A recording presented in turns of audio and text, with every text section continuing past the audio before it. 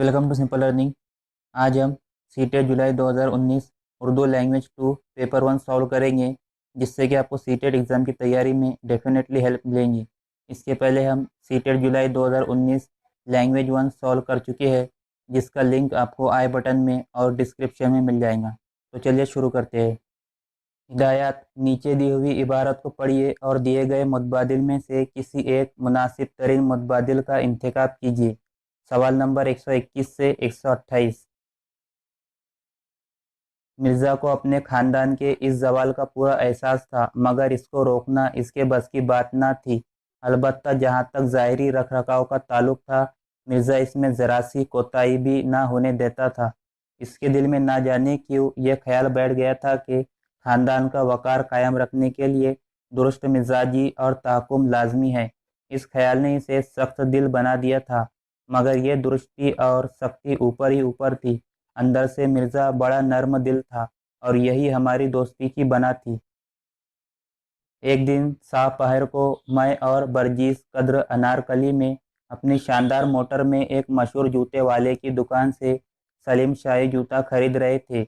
मिर्ज़ा ने अपना ठाठ दिखाने के लिए ये ज़रूरी समझा कि वो मोटर में बैठे दुकान के मालिक को पुकारे और जूते अपनी मोटर में मलाइजा करे। शहर में अभी मिर्ज़ा की साख कायम थी और दुकानदार आमतौर पर इसकी इन अदाओं के आदी थे। चनांचा जूते वाले ने अपने दो कारिंदे मिर्ज़ा की खिदमत पर मामूर कर दिए। सवाल नंबर 121। मिर्ज़ा ख़ानदान के वक़ार को कायम रखने के लिए क्या लाजमी समझते थे? नरमी और दरियादिली, रऊनत और तनक मिजाजी, दुरुस्त मिजाजी और ताकुम, खुश मिजाजी और नरमी। जैसा कि आप इबारत में देख सकते हैं कि ख़ानदान का वक़ार कायम रखने के लिए दुरुस्त मिजाजी और ताकुम लाजमी है, इसलिए सही जवाब है ऑप्शन 3। सवाल नंबर 122। वो अंदर से कैसा इंसान था? खुश मिजाज, कीना परवर, सख्त दिल या नर्म दिल? तो जैसा कि आप इबारत में देख सकते हैं, मगर ये दुरुस्ती और सख्ती ऊपर ही ऊपर थी, अंदर से मिर्ज़ा बड़ा नर्म दिल था, इसलिए सही जवाब है नर्म दिल। सवाल नंबर 123। मिर्ज़ा अनारकली क्या खरीदने गए? अचकन, सलीम शाही जूता, अंगरखा या टोपी? तो क्या खरीदने गए थे? सलीम शाही जूता। सवाल नंबर 124। मिर्ज़ा ने अपना ठाठ बाट दिखाने के लिए क्या ज़रूरी समझा? जूते बेहद कीमती दाम के देखे, जूते अपनी मोटर में ही देखे, या जूते सफ़ेद रंग के ही देखे, या जूते मुनासिब दामों पर खरीदे? जैसा कि आप इबारत में देख सकते हैं कि वो मोटर में बैठे दुकान के मालिक को पुकारे जूते अपनी मोटर में मलाइजा करे, इसलिए सही जवाब है जूते अपनी मोटर में ही देखे। सवाल नंबर 125। जूते वाले ने मिर्ज़ा की खिदमत में किसको मामूर कर दिया? अपने दो बेटों को, अपने दो भाइयों को, अपने दो कारिंदों को या अपने दो दोस्तों को? जैसा कि आप लास्ट लाइन में देख सकते हैं, चनांचा जूते वाले ने अपने दो कारिंदे मिर्ज़ा की खिदमत पर मामूर कर दिए, इसलिए सही जवाब है ऑप्शन 3। सवाल नंबर 126। एहसास की जमा है एहसासो, एहसासातो, एहसासे या एहसासात? सही जवाब है एहसासात। सवाल नंबर 127। दोस्ती का मुतज़ाद है, अपोजिट है, दुश्मनी, बदगुमानी, कुर्बत या रकाबत? सही जवाब है दुश्मनी। सवाल नंबर 128। मिर्ज़ा किस बात में कोताही नहीं करता था? ज़ाहिरी रख रखाव में, झूठी शान दिखाने में, दूसरों को नीचा दिखाने में, या ख़ानदानी आन बान दिखाने में? तो मिर्ज़ा किस बात में कोताही नहीं करता था? ज़ाहिरी रख रखाव में, इसलिए सही जवाब है ऑप्शन 1। हिदायत: नीचे दी हुई इबारत को पढ़िए और दिए गए मुतबादिल में से मुनासिब तरीन मुतबादिल का इंतखाब कीजिए। सवाल नंबर 129 से 135। अब देखिए, यहाँ पर आमतौर पर पेपर में एक इबारत और एक नज़्म पूछी जाती है, लेकिन यहाँ पर दोनों ही इबारत दी गई है। मान इन्हें ऐसा मालूम हुआ कि रास्ता देखा हुआ है। हाँ, इधर ही से तो गया, इनको अपने गांव ले गया था। वही खेत, वही बाग है, वही गांव। अब इनकी रफ्तार तेज होने लगी। सारी थकान, सारी कमजोरी, सारी मायूसी रफा हो गई। अरे, ये तो अपना खेत आ गया। ये तो अपना कुआं है जहाँ हर रोज पानी पिया करते थे। मोती, हमारा घर नजदीक आ गया। हीरा, भगवान की मेहरबानी है। मोती, मैं तो अब घर भागता हूँ। हीरा, ये जाने भी देगा, इतना सोच लो। मोती, इसे मैं मार गिराता हूँ जब तक समझ ले, तब तक हम घर पहुंच जाएंगे। हीरा, नहीं, दौड़कर थान तक चलो, वहां से आगे ना चलेंगे। दोनों मस्त होकर बछड़ों की तरह कलीले करते हुए घर की तरफ दौड़े और अपने थान पर जाकर खड़े हो गए। वह आदमी भी पीछे पीछे दौड़ा आ रहा था। जोहरी दरवाजे पर बैठा था। बैलों को देखते ही दौड़ा और इन्हें प्यार करने लगा। बैलों की आंखों से आंसू बहने लगे। सवाल नंबर 129। मोती ने जब आदमी को मार गिराने की बात की तो हीरा ने क्या कहा? हाँ, इसे मार गिरा दो। नहीं, दौड़कर थान तक चलो। अपने आप को इसके हवाले कर दो। यह आदमी को भगा दो। जैसे कि आप इबारत में देख सकते हैं, हीरा ने कहा नहीं, दौड़कर थान तक चलो। इसलिए सही जवाब है ऑप्शन 2। सवाल नंबर 130। हीरा और मोती दौड़कर कहाँ खड़े हो गए? अपने मालिक के पास, अपने खेत पर, मालिक के घर के दरवाजे पर, या अपनी थान पर? जैसा कि आप इबारत में देख सकते हैं, घर की तरफ दौड़े और अपने थान पर जाकर खड़े हो गए। इसलिए सही जवाब है ऑप्शन 4। सवाल नंबर 131। जोहरी बैलों को देखकर क्या करने लगा? इन्हें डंडे से मारने लगा, इन्हें बुरा भला कहने लगा, इन्हें प्यार करने लगा, या इन्हें भूसा खिलाने लगा? जैसा कि आप पैराग्राफ में देख सकते हैं, जोहरी बैलों को देखते ही दौड़ा और इन्हें प्यार करने लगा। इसलिए सही जवाब है ऑप्शन 3। सवाल नंबर 132। बाघ की जमा है बागो, बागातो, बागाते, या बागातीन? सही जवाब है बागो। सवाल नंबर 133। नज़दीक का मुत्तेजात है, अपोजिट है, दूर, कुर्बत, करीब, या पास? सही जवाब है दूर। सवाल नंबर 134। बैलों की रफ्तार तेज क्यों होने लगी? अपना गांव, खेत और बाग देखकर, अपने मालिक और मालकिन को देखकर, गाय और बैलों को देखकर, या गांव के लोगों को देखकर? जैसा कि आप इबारत में देख सकते हैं, वही खेत, वही बाग, वही गांव, अब इनकी रफ्तार तेज होने लगी। इसलिए सही जवाब है अपना गांव, खेत और बाग को देखकर। सवाल नंबर 135। मोती ने हीरा से क्या कहा? आराम करने को, घर भागने को, पानी पीने को, या भूसा खाने को? सही जवाब है घर भागने को। हिदायत, नीचे दिए हुए सवालों को पढ़िए और दिए गए मुतबादिल में से किसी एक मुनासिब तरीन मुतबादिल का इंतखाब कीजिए।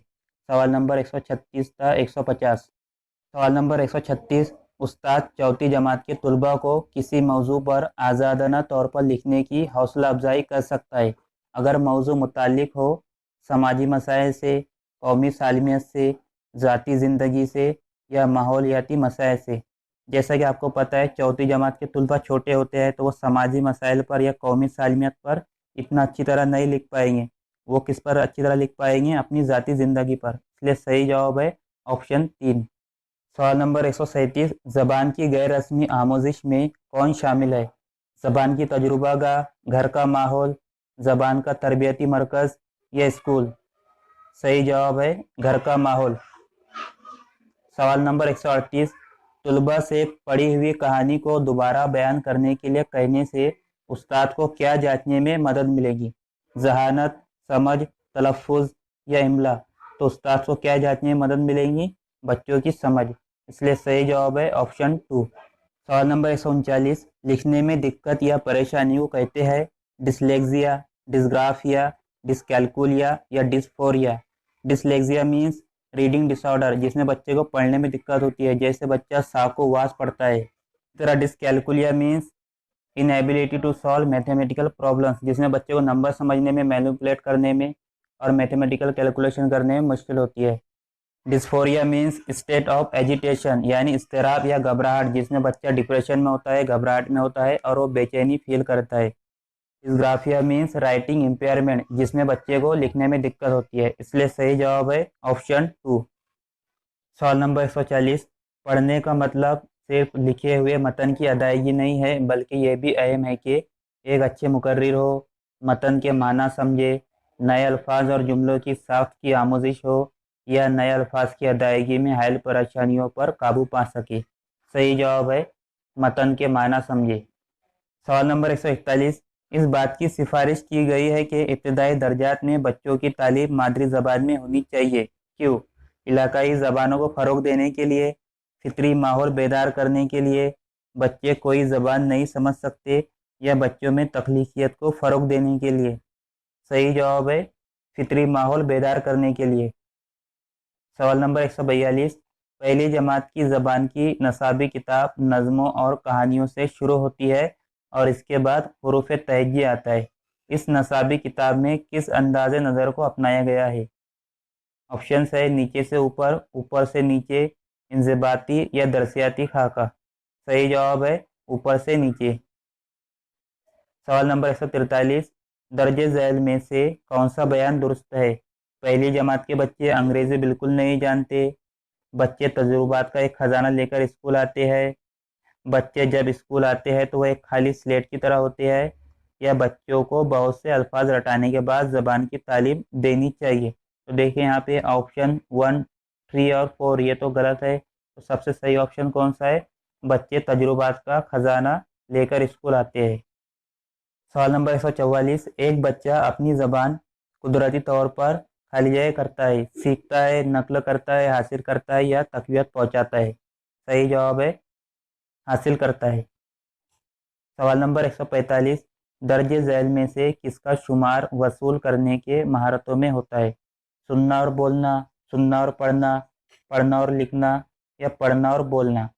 सही जवाब है सुनना और पढ़ना। सवाल नंबर 146, उस्ताद सिफत की तारीफ तुलबा से कम अपनी एक खूबी बयान करने के लिए कहकर करता है। इस तरीक़ेकार को कहा जाता है इस्तक़राई तरीक़ेकार, इस्तख़राजी तरीक़ेकार, कुल तबई रद्द-ए-अमल तरीक़ेकार या इस्तज़राकी तरीक़ेकार? सही जवाब है इस्तक़राई तरीक़ेकार। सवाल नंबर 147, कौन सी ज़बान उस्ताद की मदद से रस्मी माहौल में सीखी जाती है? पहली ज़बान, दूसरी ज़बान, मादरी ज़बान या घर में बोले जाने वाली ज़बान?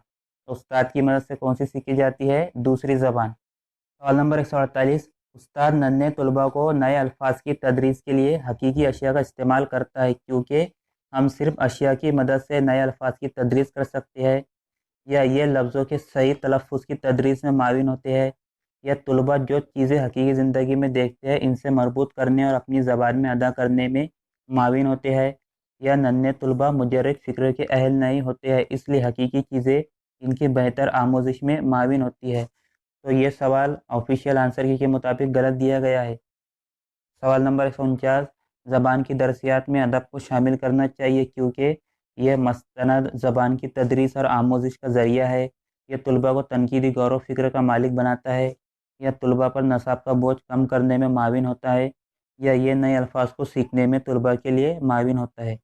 सही जवाब है ऑप्शन 1। सवाल नंबर 150, ज़बान के क्लासरूम में कहानी सुनाने की बड़ी अहमियत है क्योंकि इससे अखलाकियात की तालीम होती है, तफरीह का दिलचस्प माखज़ है, उस्ताद को आराम का मौका मिल जाता है, यह ज़बान पूरी एक इकाई के तौर पर मौजूद होती है। सही जवाब है ज़बान पूरी एक इकाई के तौर पर मौजूद होती है। तो ये था उर्दू का शॉर्ट पेपर। अगर वीडियो अच्छा लगे तो लाइक कीजिए, शेयर कीजिए और चैनल को सब्सक्राइब